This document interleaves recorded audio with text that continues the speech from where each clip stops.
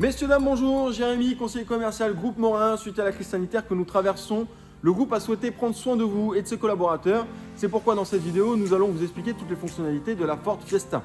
Sachez qu'à la fin de la vidéo et dans la description, vous retrouverez d'autres formats pour vous expliquer comment fonctionne l'écran tactile et comment connecter sa voiture avec son smartphone avec l'application Ford Pass. Merci et bonne vidéo.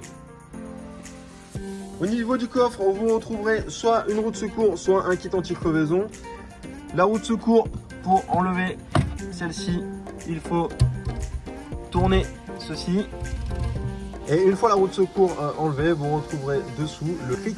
Si vous êtes équipé d'un compresseur, vous retrouverez aussi une bombe de colle. La bombe de colle, il suffit de l'ouvrir et de la mettre à la place de ce bouchon orange, comme ceci. Et donc après, la colle passera dans tout le système. C'est très simple d'utilisation. Vous retrouverez derrière la prise d'allume-cigare et le tuyau à mettre sur la roue directement, comme à la station-service. Vous activez le petit bouton qui est ici et le manomètre est là pour savoir à quelle pression vous êtes. Quoi qu'il arrive, rassurez-vous, toutes les informations sont marquées sur l'étiquette du compresseur. Ces deux éléments-là permettent, pour celui-ci, c'est un crochet d'arrimage qui se met à cet endroit du pare-choc. Donc le petit cache qui est là s'enlève pour pouvoir mettre le crochet derrière. Et au niveau de l'avant, il faut retirer le petit cache qui est là et ça se met directement dedans. Et le deuxième élément va nous emmener vers la trappe à carburant. Pour la trappe à carburant, rien de plus simple, il suffit juste de l'ouvrir. Vous avez donc marqué Easy Fuel ou Diesel. Ici les préconisations, vous pouvez mettre du 98 quand même, s'il n'y a que ça, mais de préférence du 95. Donc ça ne prend que la taille du pistolet essence. C'est pourquoi si demain vous tombez en panne sèche, cet accessoire se met dans la trappe à carburant pour pouvoir remplir votre véhicule avec un jerrycan. Donc rassurez-vous, ça ne prend que la taille du pistolet, vous ne pouvez pas vous tromper dans le carburant. Pour abattre les sièges, il suffit d'appuyer sur le bouton qui est ici. Vice versa de l'autre côté. Et voilà, les sièges sont rabattus. Donc vous serez équipé de deux clés. Sachez que la petite étiquette qui est là permet de retrouver le numéro de la clé pour refaire la clé si jamais vous avez perdu la clé. La petite fonctionnalité que je vais vous montrer fonctionne sur tous les modèles de la gamme. J'appuie une fois ici, je reste appuyé. Les 4 vitres descendent. De la même façon, si je reste appuyé sur le bouton fermé, les 4 vitres remontent.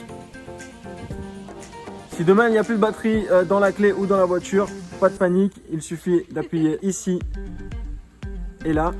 Vous aurez le petit capot qui se soulève, la clé est cachée dessous. Donc vous sortez la clé, vous verrez il y a un petit trou juste là pour glisser la clé. Donc en fait c'est comme ça. Au moment où vous mettez la clé, ça fait une pression sur le clips. Et là, vous retrouvez votre barillet. Donc, il suffit de mettre la clé dans l'encoche qui est ici, de faire ceci. Et la voiture s'ouvre. Certains sont équipés de l'entrée et le démarrage sur la clé. Ça veut dire que la clé, je la mets dans ma poche. Donc, pour ouvrir ma voiture, je glisse la main ici.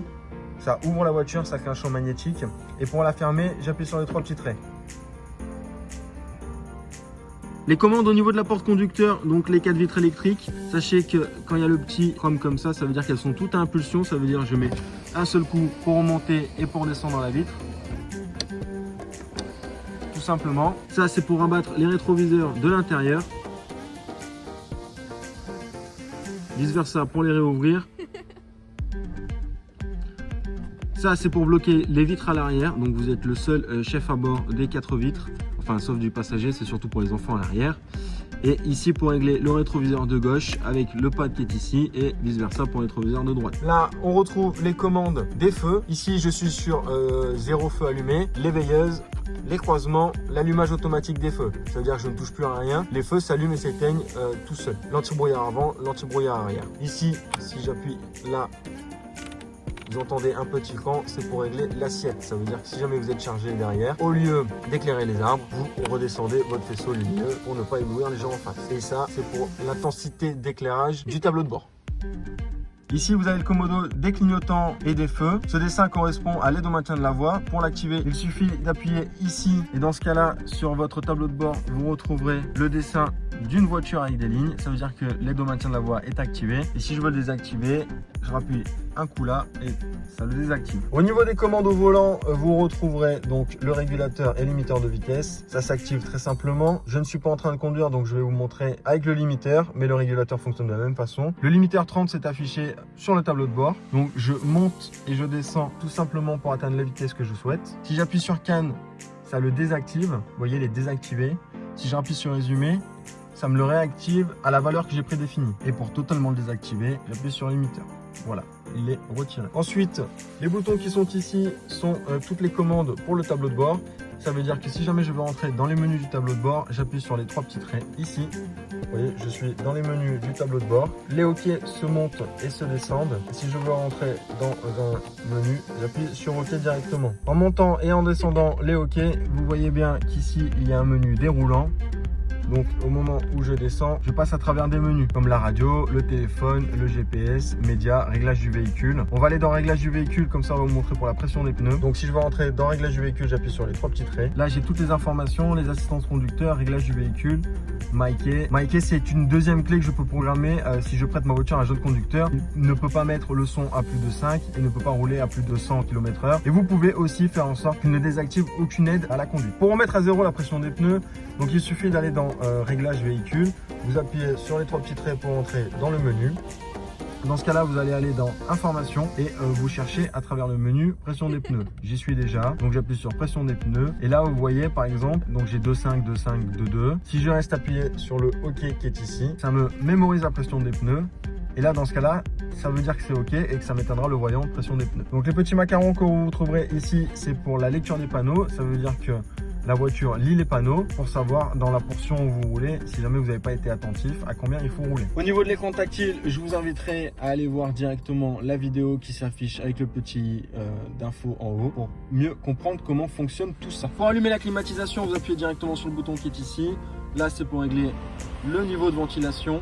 Donc ce bouton là sert à dégivrer les rétroviseurs et la lunette arrière. Le auto veut dire que si j'appuie dessus, ça va me régler automatiquement la climatisation à la température que j'ai réglée. Donc ça va réguler pour rester toujours à la même température. Max AC, donc c'est pour mettre la clim à fond. Ici c'est pour être en cycle fermé, donc si ça sent mauvais dehors ou qu'il y a trop de pollution, vous appuyez dessus et vous serez en cycle fermé. Et AC c'est pour mettre la clim. Suivant le modèle de motorisation que vous aurez choisi, vous aurez soit 5 ou 6 vitesses. Sachez que pour la marche arrière, il y a la bague qu'il faut lever.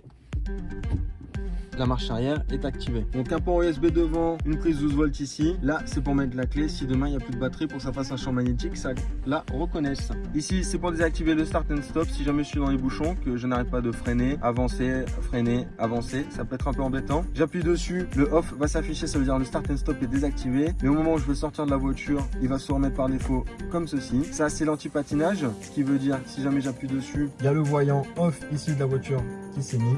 Donc ça c'est plus pour la neige ou pour la boue. Et si vous êtes équipé d'une motorisation 95 chevaux ou plus, ça c'est les différents modes de conduite. Donc au moment où j'appuie sur ce bouton, sur mon tableau de bord, je vais avoir mode de conduite normal, éco ou sport. Donc éco et sport changent la cartographie moteur pour moins consommer ou avoir un peu plus de réactivité. Et la petite fente qui est là permet de mettre une carte bleue, un ticket d'autoroute ou de parking. C'est fait exprès. Pour ouvrir le capot moteur, il suffit de tirer sur la tirette qui est là. Vous retrouverez une petite tirette jaune qui vous permet de déverrouiller le coffre. Donc une fois le capot moteur ouvert, vous pouvez toucher à tout ce qui est jaune et bleu.